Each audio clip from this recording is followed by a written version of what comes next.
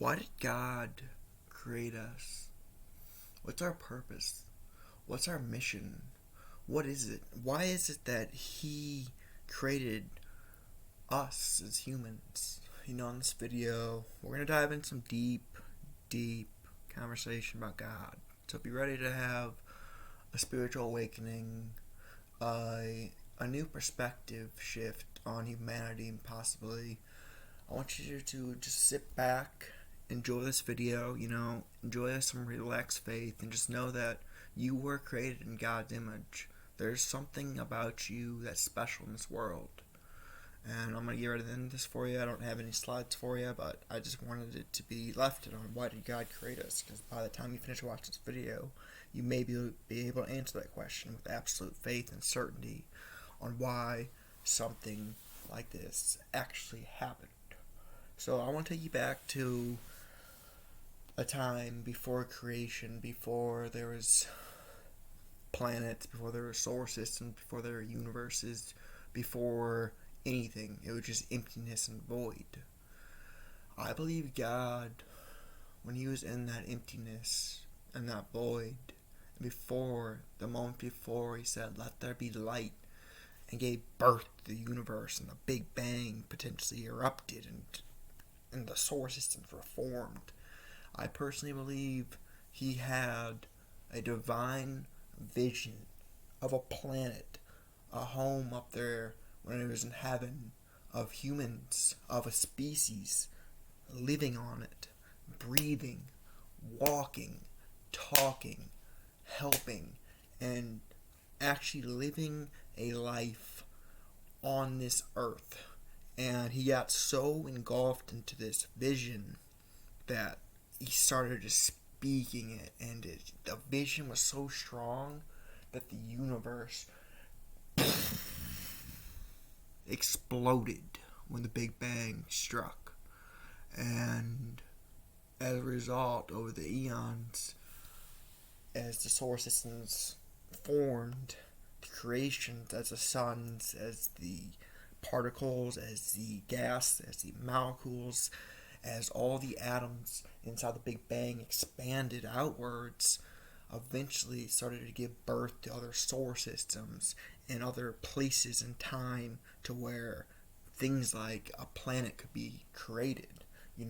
Things started to collide together. There's different weights of different atoms inside the Big Bang of the matter that's being spread out through the universe.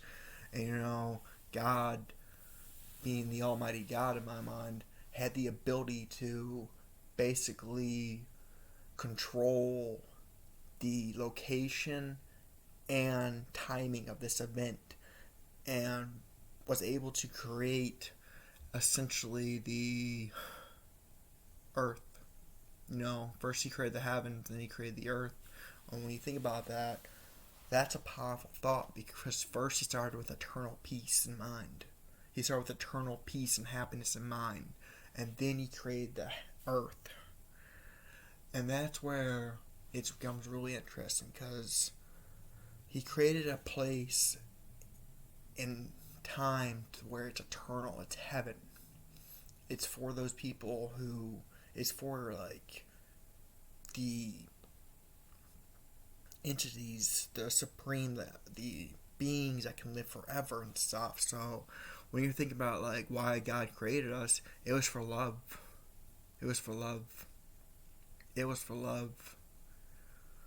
It was for love.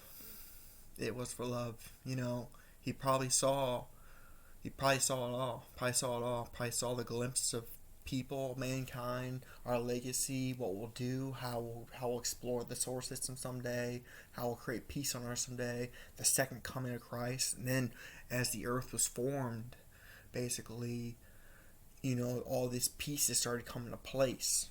And He, as God, eventually noticed that, when the war in heaven took place, okay, and He cast Satan down to earth to basically kick him out of the heavens and said, "You can no longer explore the heavens anymore." I believe that's when Satan started to kind of, based off the Adam and Eve story, when the serpent was in the tree and he was tricking Eve into eating the rotten fruits, and he like tricked Eve to eat the rotten fruit to gain wisdom and knowledge. That, that's kind of what a lot of people in this world do someday. Like, they frame certain knowledge, information in a way, or if you eat the knowledge from that fruit, you become bitter and sour. Actually, you gain some wisdom, but you become bitter and sour because it's a rotten fruit. And I think God himself had just so much love for us and hope and passion for us that he just wanted to be up there in heaven to not only like spend eternity with his archangels and the angels, but with another species, and just to become united with one another. And it's our message of people to spread the message of the gospel in the hopes of return to the second coming of Christ, because God said so, and because there's also a way to look at the second coming of Christ in a way where if you look at him and you understand the evolutionary process of the earth, like, we as people, there's certain events in this world that you cannot deny. You can you can look at it and be like, that's evidence of God. Someone can see it clearly who is a believer. Someone who's not, like a pessimist, may view it a different way. But that's not what I'm talking about. I'm talking about why God created us. Pessimists, they try and belittle the idea of God because they don't understand him. Or like, I was talking to people, some atheists today on Facebook. I was just posting groups, and I was like, it's a great day to have walk in faith. And some atheist was like, no, it's not. Faith's not real and stuff like that.